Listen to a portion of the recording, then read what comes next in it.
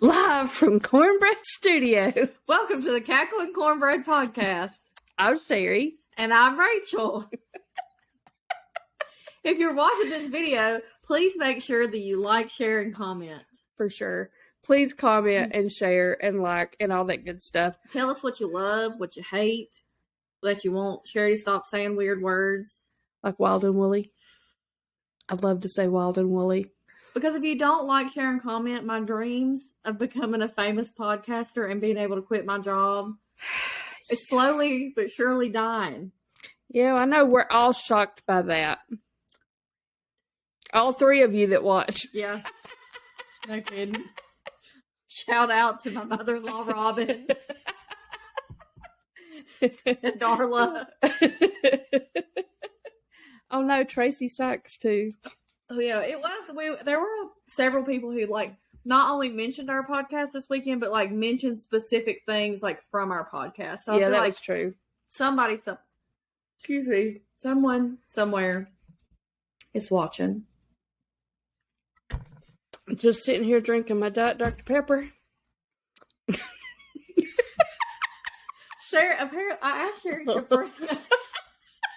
I laughed my glasses down.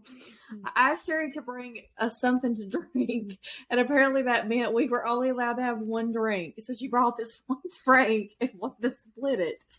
But she wouldn't even pour. She has a cup. I have a cup. It had sweet tea in it. I don't want to mix. It was empty. Oh, it has a little bit of ice. Everybody in America is going to pour that into that teacup because it's empty. Obviously not, because I'm in America. Okay, all the normal humans in America. Oh, because you're the greatest person to be determining if people are normal or not. That's exactly right. So I had to take that Pepsi and pour into here because she refused to pour her Pepsi in that teacup that was empty.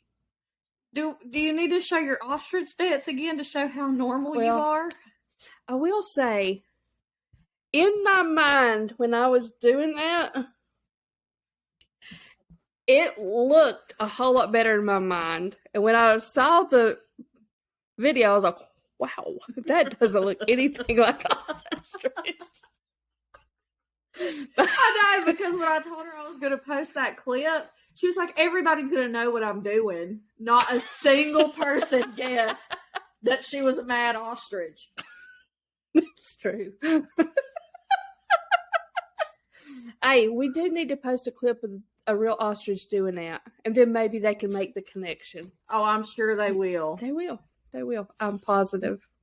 And Darla commented that she loved something about you and that she loved my honesty, which I feel like means she's okay with the fact that I'm mean. That's true. I went to Sherry's family Easter thing today because I don't have a family. And her niece, Montana, who's 13, 14 years old, messages Sherry and's like, she looks grumpy. And I'm like, that's just my face. That's just how I look. I'm sorry. I was like, she's not grouchy. That's just how I look. It's true. It's unfortunate. Plus, I was ravenously hungry. I thought I was going to starve to death and die. I think that's while you were eating. It was before. It's while we were still waiting. And then they made Germ come in there to say the prayer, and I accidentally said out loud, make it short, I'm hungry. That was rude. I was hungry. Anyway. Somebody put Sherry in charge of something at work. And so she's in charge of running a meeting every morning. And every single morning, she says, sorry I'm late, guys. It's been a wild, woolly morning. I am not late to that meeting. I come in at 8:15 on the dot every time. But then the phone will ring. She'll have to answer, the office phone, so she doesn't get it. It's very rare. Okay, then why are you saying wild and woolly? Because I have to pull up all the reports and who's... It's been a wild and woolly weekend. It's been a wild and woolly morning. Wild and woolly. What is that even? Wild and woolly. Where'd that even come from? Let's look it up. Origin of wild and woolly. Somebody could take the slightest little thing and she just goes. You say it every single day. I can't help it's Wild and Woolly every day. The phrase comes from the Wild West from the 1850s. Yeah, I go back. It was used to describe the effect of the gold rush and would be used as wild and woolly haired. Oh, see? I always have wild and woolly hair.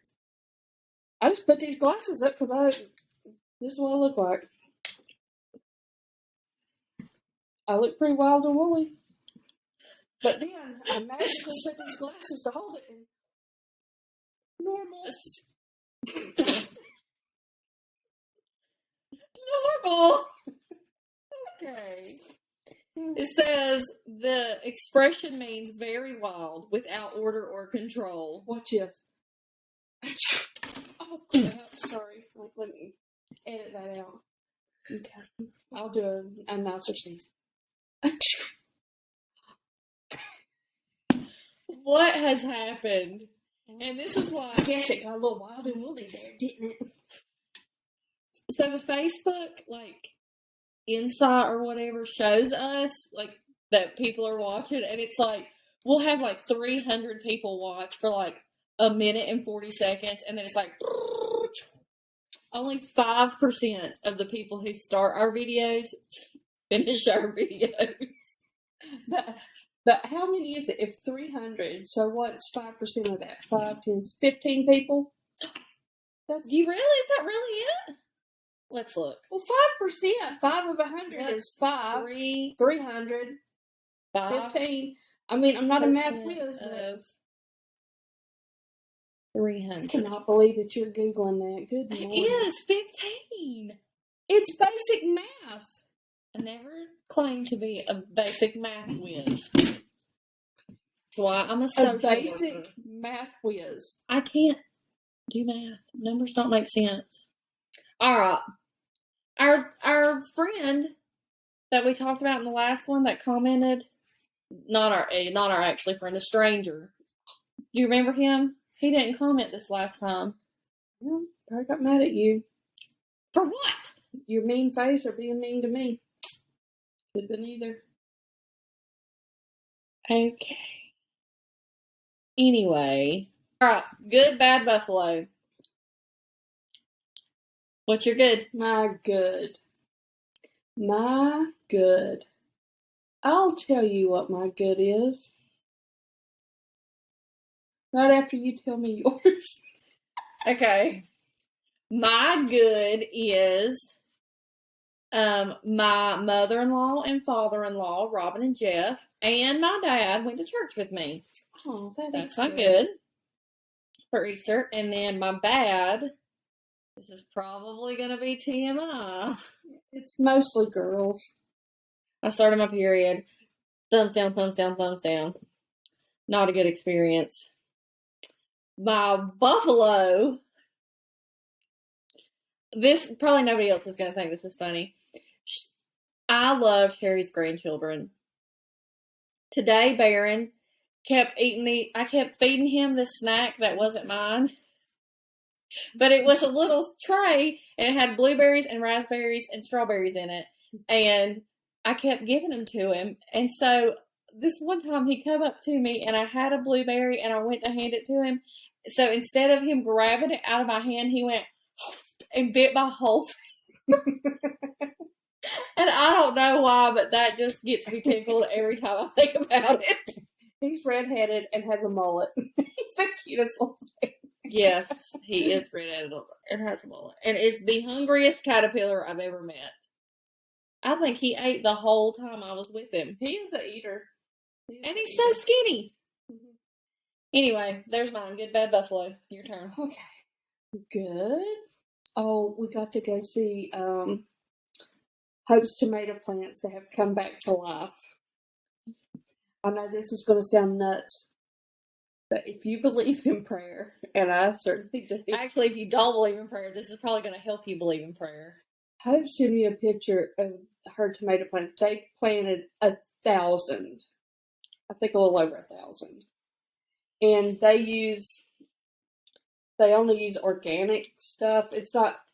They're not certified organic farmers, but they're trying to get that. But anyway. And they grow everything from seeds. From seed. Literally. So you take a tomato seed, and it grows just the tiniest bit, and then it gets some roots. And I told them, you have to be a surgeon to do this.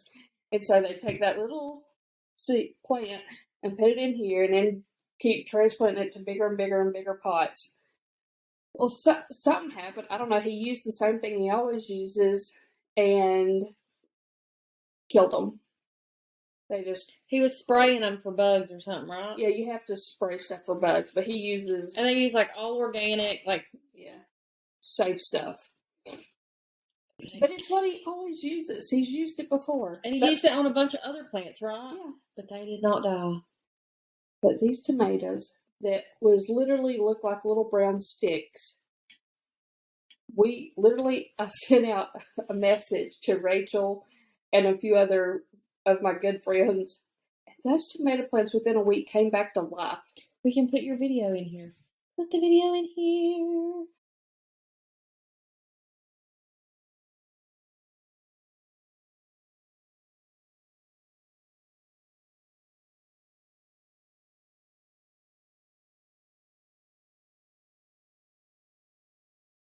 It was amazing. I'm like, it's just Lazarus tomato plants. And when I messaged them, I said, I know this may sound crazy, but they have worked so hard on these tomato plants. Just please pray for these tomato plants. And them tomato plants, boom, bam. They're Hello. alive.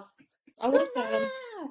Oh, sorry. Side note, I made this shirt. Oh, that is good. Cornbread That is so podcast. cute. Sorry, go ahead. Goes into that. That was your good. Lazarus tomato plants. The bad. My bad is after Easter lunch, I don't know, my stomach just took a turn and freaked completely out and said everything out. I didn't think I was going to make it to the toilet. She literally said, we're going home, but I might poop my pants before we get there. I was pretty sure I did. But I got home and sat and took a nap and woke up fine. Oh, I don't know what my buffalo is. Oh, buffalo. Something random. Something random.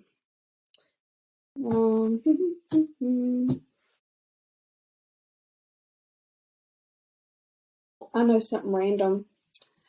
Since I'm working in the office now, last week I got to go see patients. And if somebody asked me for help, and you would think, like, I was so excited. I got to go in the field and work and help people. I love teaching people, so I was living high on the hog last week. I was needed, and I got to go see patients. Not sitting here clicking a mouse. Clickety, clickety, clickety, clickety. Ladder, ladder, ladder, ladder. Me and Sherry used to have so much fun at work, and then she abandoned me. Now I work in the office, and she rides around by herself. It's terrible. Now, we're going to tell our most embarrassing poop stories. You go first. Mine's too recent. If this isn't your thing, keep watching, but scroll forward. So, I'm on this weight loss shot, and sometimes it makes me constipated, and sometimes it gives me explosive diarrhea. I can't believe I put this on the internet. So, I wake up one morning, last week or 2 weeks ago, I guess it was 2 weeks ago now, and I have got to go to the bathroom. So I go to my bathroom that's like in our bedroom, like beside our bedroom or whatever. Trey's in there pooping. I'm like, I need that. He's like, I'm mid poop. I can't stop pooping. He's like, you're going to have to go somewhere else. And I was like, so I go running through the house in my little granny gown. And I get to the other bathroom and Wayne's already in there. And so I'm knocking. Wayne. And he was like, I'm in the shower. I was like, I know, but I've got to use the bathroom. You've got to let me in there. He was like, I'm in the shower. I'm like, I'm about to poop in the floor. And he was like, what do you want me to do? So I said, can you just get out and unlock the door and get back in the shower? He's like, okay. Unlocks the door, gets back in the shower. I go in there, and then I am literally 5 foot from this boy. Less than that. Probably. Arm's length. Yes. Because literally, probably as far as me and Cherry are, except for there's a shower curtain in between us. And I am blowing the toilet up. Bad. I said no more words to Wayne. Wayne said no more words to me. Finished my business. Exited the restroom. Before Wayne left for school that morning, he come in the bedroom and it was like, his eyes were really big. He's like, are you okay? I was like, no. I was like, I think we're both traumatized from this experience and should never speak of it again. That's fine. Did I mention Wayne's 13? I just feel like that makes it worse. I have something way worse than that. Because it involves the public. The public. Go ahead. The public. It's been a long time since I shared this, so I might get the details wrong. But I had eaten something. I don't know what. And I was just riding down the road, going to the Walmart. I pull in, and like, bam! I was like, oh boy. Whoa. And I am squeezing hard. And I am thinking that I feel like I'm breaking out in sweat. Just out of the clear blue sky. And I couldn't even get out of the car. Because I was like, oh boy. This is bad. Oh, this is bad. Oh, it gets much worse. Don't worry. So then, I thought if I can just get that wave go by, I can make it in there to the Walmart. So the wave went by, I got out of the car, and I am marching with my hind end. I know y'all done this before. And I'm trying to act like, and, walking with your hind end squeezed like, oh. And you can feel it. Almost to the bathroom. I'm like,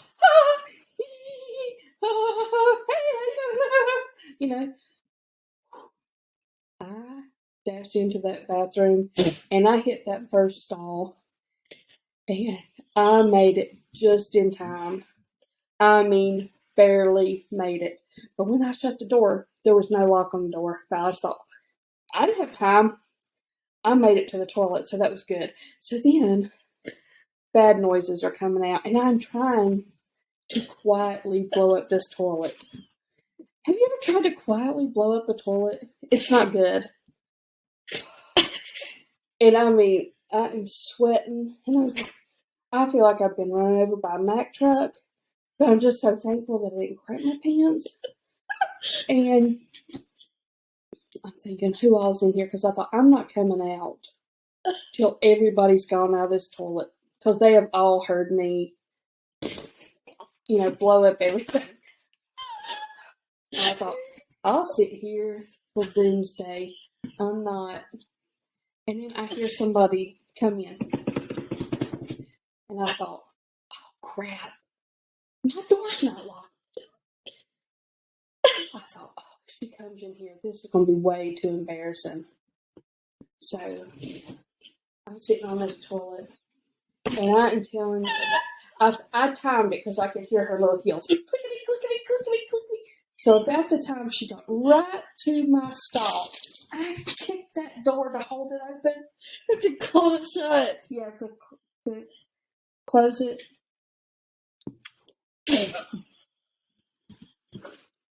It swung out. So I literally, as that lady was walking, I kicked the door open and her and me eye to eye. And I don't know who was more shocked, me or her. And it swung back shut. It was. It's the most embarrassing moment of my life. It was so bad. I left. It was Really? We couldn't tell that you weren't still stuck in that toilet. like I find it hard pressed that anybody could be that embarrassed. It was so bad. When I kicked that door open, I mean, it shocked the daylights out of me. That poor girl. And if that was you and you're watching, I apologize. I hope it is. If it is you, please call me. I want to send you something. A thank you for embarrassing her. It was bad. Well, unrelated to poop, the most embarrassed I've ever been. I was in the 9th grade. You have a lot of embarrassing stories from school. I know. I still am a very awkward human. And I wasn't any better then, as you could imagine. I had a crush on this boy. What's his name? I'm afraid to say it. Alright, just say a name. John. Sure, John. I had a crush on John. And as you can see, I like to hang out with people who are much, much older than I am. Okay, sorry, I was just stabbing you a little bit. But I guess I'm an old soul. I don't know. So I've always been...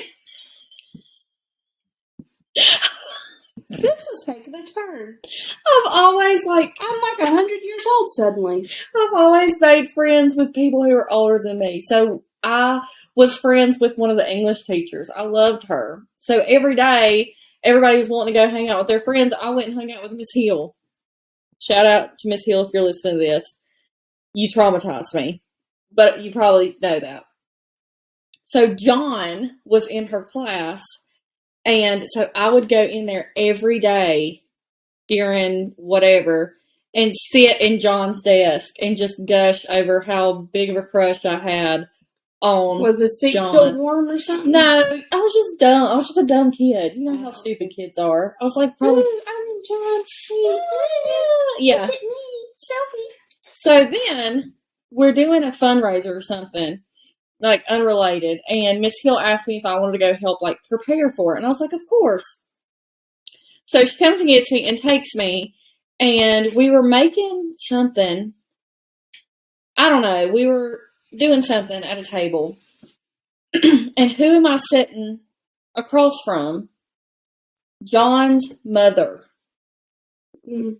Where Miss Hill suddenly says, yeah, Rachel comes in and sits in John's seat every day. She just loves him. She thinks he's the cutest thing. And on and on and on about how big of a crush I have on John.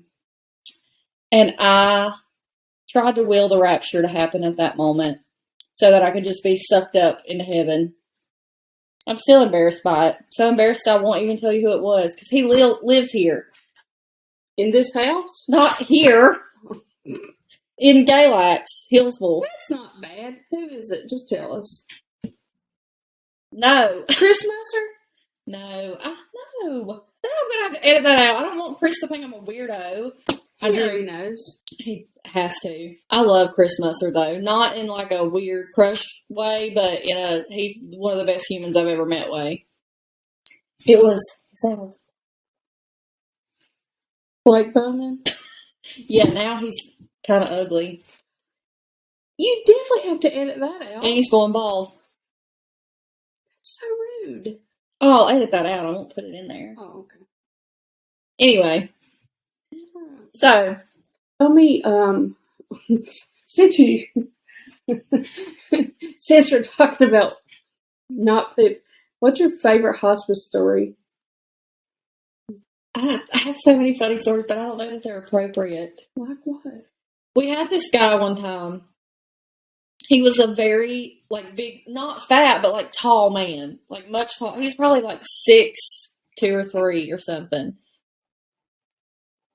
I'm writing stuff down so I remember it. So, Sherry calls in reinforcements. We need to get him from his bed to a hospital bed. and he has waited to where you can't do it by yourself. And he's a large man, so Yeah. He was a good 6 feet tall. At And least. had always worked outside in the garden, and yes, that was he was heavy. every visit I went to make with this man. We went out to the garden and picked something. Strawberries, that was the season I had him with strawberries, and he would always send you home with like part of what you picked. Anyway, I loved him. He was a wonderful, wonderful man, a missionary in the Congo for 40 years with his family. He was awesome. He was awesome. But he had waited too long to transfer from his regular bed to the hospital bed. But we put him in the hospital bed before we left the time before that and told him not to get back up because he's just getting so weak he couldn't get around.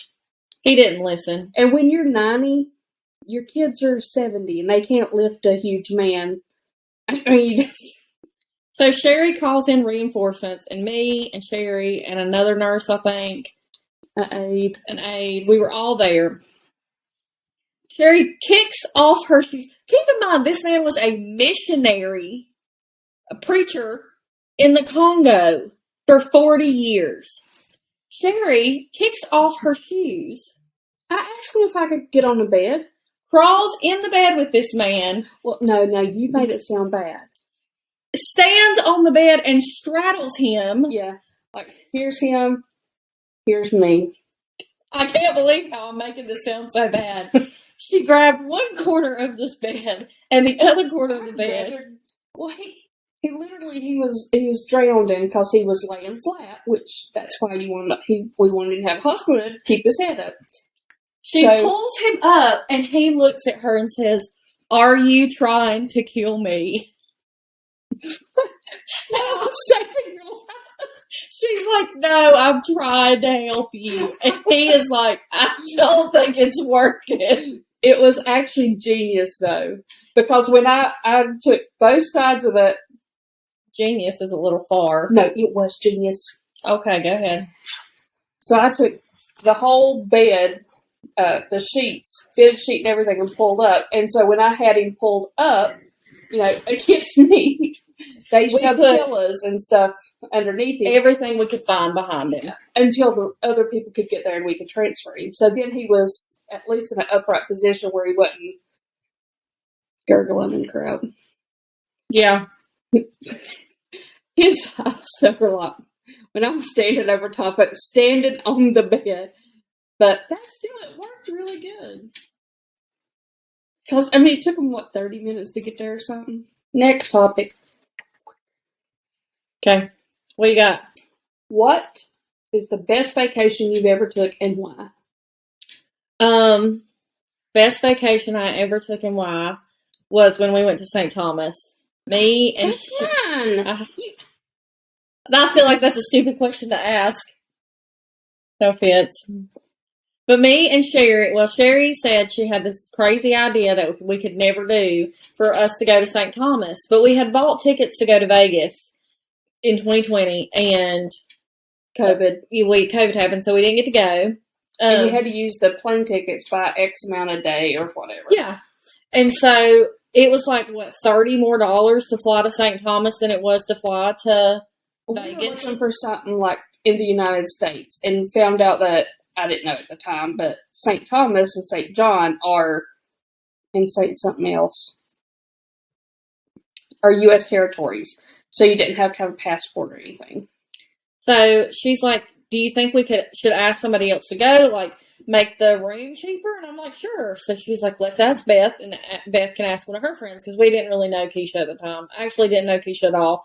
And it was so stressful that Sherry had asked somebody who doesn't know me or my grumpy facial tendencies to go somewhere with me.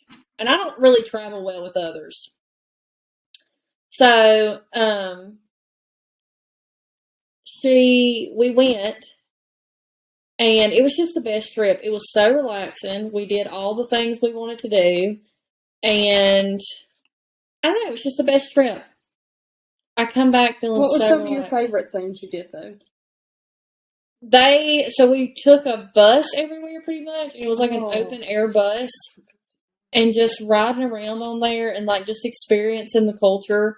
It's snorkeling. We snorkeled for hours and hours every day. That's essentially all we did. Well, you thought you had to be with me to snorkel, and I didn't care. I was just in my own little I didn't world. want you to die.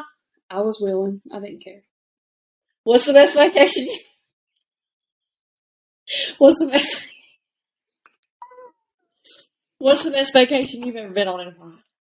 Mine was St. Thomas because I finally got to swim in the ocean with a turtle, and if it wasn't illegal, I would have touched him. Rachel, it was. I thought she was going to drown and die. She is screaming in the ocean, and we're in the water, so all I can hear. I had my mask and Yes. stuff on. So then we finally see it. I mean, in the wide ocean with a sea turtle. It was Eating seaweed at the bottom of the ocean. It was unreal. We'd looked for I that was thing so for days. excited. So excited, in fact, that she had to make sure that our friend Keisha saw it. Well, she wanted to see it too. She did. But she's a little scared of water.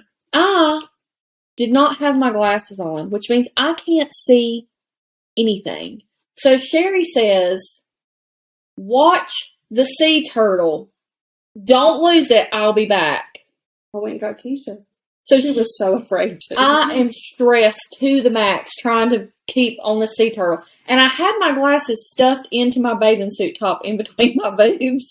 So I was like, I'm going to get my glasses out and try to follow the sea turtle. But by the time I got my glasses out, I had lost the sea turtle. And I thought, she's going to drag Keisha out here and we're not going to be able to find it. So stressed. But then right in the nick of time, right before they got there, I found the sea turtle again.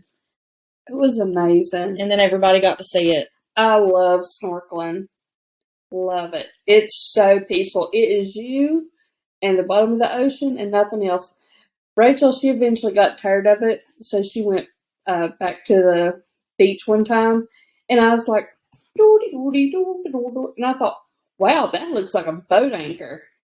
And I went up, looked my head up. I was with the boats way past where I was supposed to be. I come back.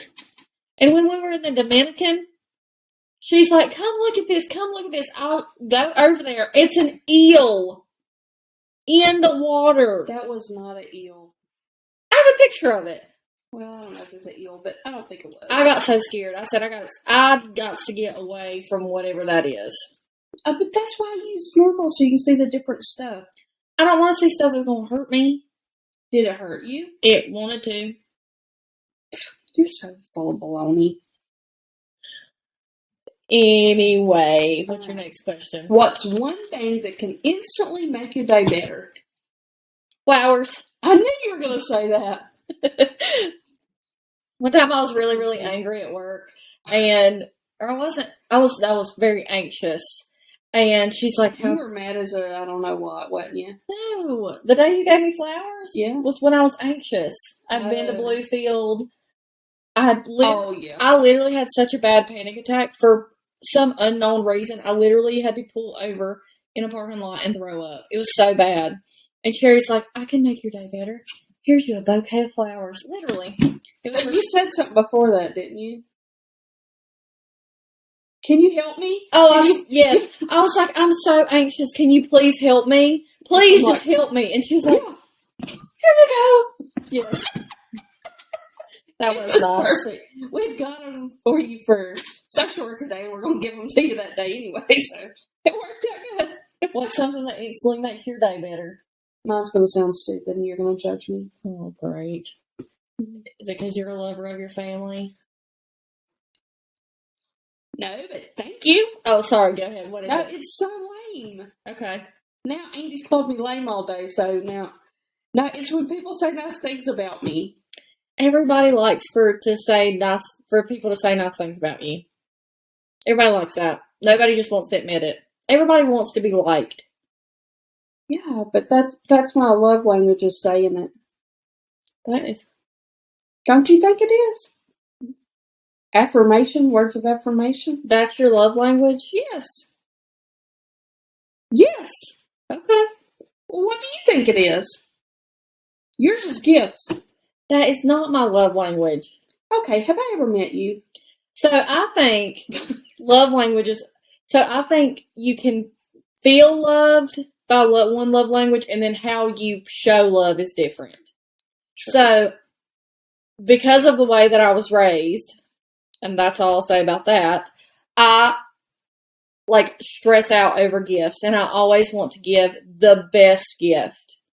So I Your gifts often are very thoughtful. they always. are usually thoughtful, and I usually go overboard without meaning to. So that is how I express love to other people, but that's not necessarily how I feel loved by other people.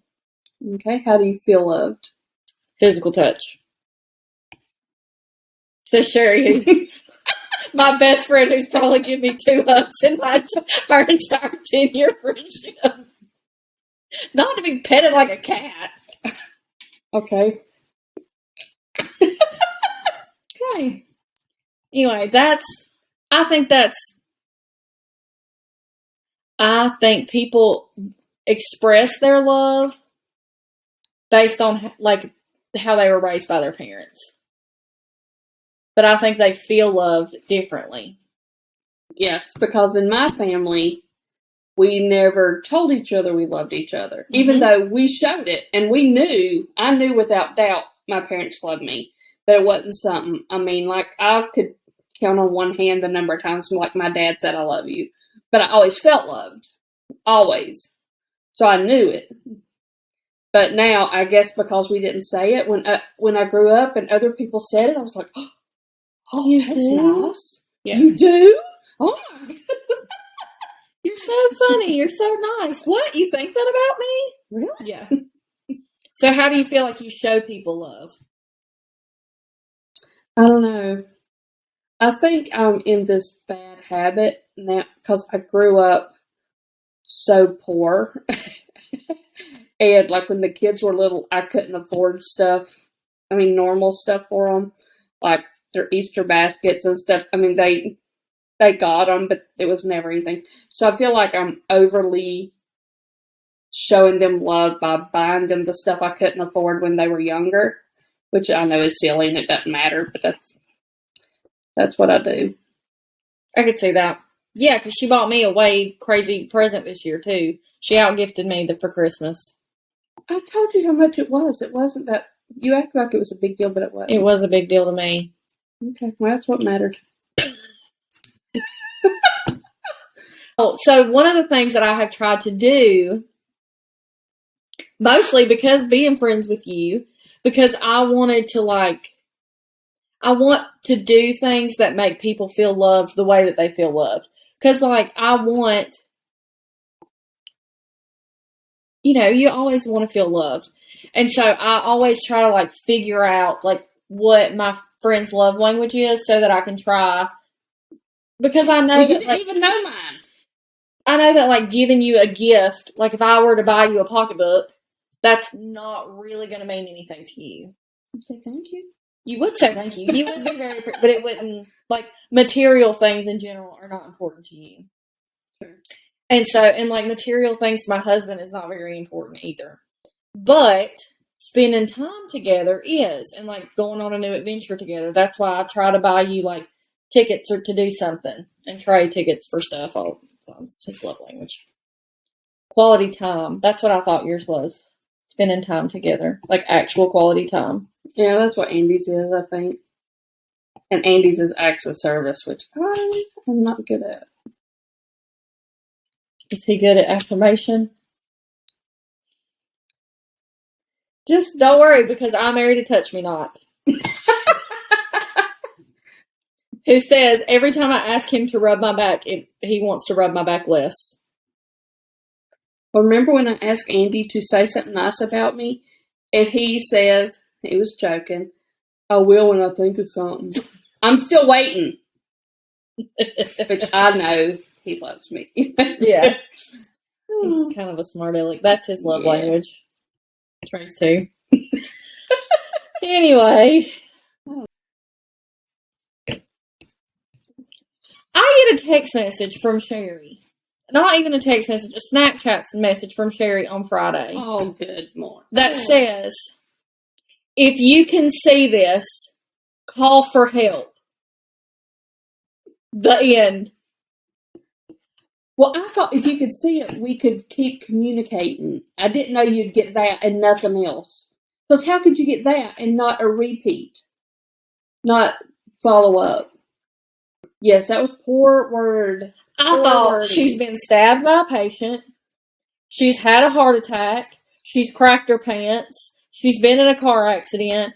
I mean, worst case scenario, my best friend was already dead and I was crying. Maybe I shouldn't have used the word help. Why would you be crying when obviously you thought I may have cracked my pants? I thought you were dead. That was my last thought, though. I thought something bad has happened. Either something really bad has gone wrong in a home, she's being held hostage, something, I mean, I'm a worst case scenario human anyway. And I've never had any of those things happen. You have crapped your pants. Okay, well, But I don't know what I would have needed a call for help for. But I was stressed. So stressed. But I called our boss, because I called Sherry. She didn't answer, of course. So I called our boss. And then they told you what was wrong. She's like, we're already working on getting it fixed. I'm like, what's wrong? I don't know what's happening. Anyway, should have flat tire. Call for help. But we had no signal. None. Except No for signal. enough to give me a stroke. And I didn't think I even had that. And I walked up the road, of course, in the pouring rain. So I'm walking up the road, like, trying to text and Snapchat and just to try to get somebody to let them know. Her exact words to me were, I could not get any wetter. I couldn't get any wetter. I couldn't have. It was running down my face. And at one time, I did like this, like a dog, and shook my hair. That's how, and it slings off like a dog. And they were trying to change it themselves, and I got one lug nut off before the nicest man in America came by. and what'd you say to him when he was struggling? Well, I said I got one off, and I was everything in me in the pouring rain trying to get this other lug nut off. And then he comes, and he couldn't do it neither. And I was like, "Oh, good, he's weak too." He said, "I've had back surgery." So then I felt like a big dummy. So literally, the only person that's willing to stop and help you in the pouring rain, and you have to be mean to him. Everybody thinks I'm mean. Well, surprise, surprise. Guess who's the real meanie pants? Oh, let me show you this video that I was a little embarrassed to show anyone else. Because I got a little bit angry. Want to watch people drive by and not even care? Yeah, we see you! We see you! You don't even care about us! Come on, dude. Let's help us. Help! What? These people don't care. Help us! Can you help us? They don't even care, do they? No, they don't. I can't. I was just like, It was pouring the rain. yes, but there's men in trucks. As I walked up the road in the rain in short sleeve scrubs. I had called my dad, who was getting ready to drive 35 minutes to come change their tire. But somebody, the nice brokeback man, finally stopped. I shouldn't call him that. The nice man with the back. Who works issues. for Brown's Exterminating. Thank you, Brown's Exterminating, for Super nice guy. hiring good people. Yeah, he was super nice. And I did go on their website and send them a Did thank you? you. Yes. Well, that was nice. We offered him money. Your He employee. would not take the money. And I want him to so we could feel a little less guilty.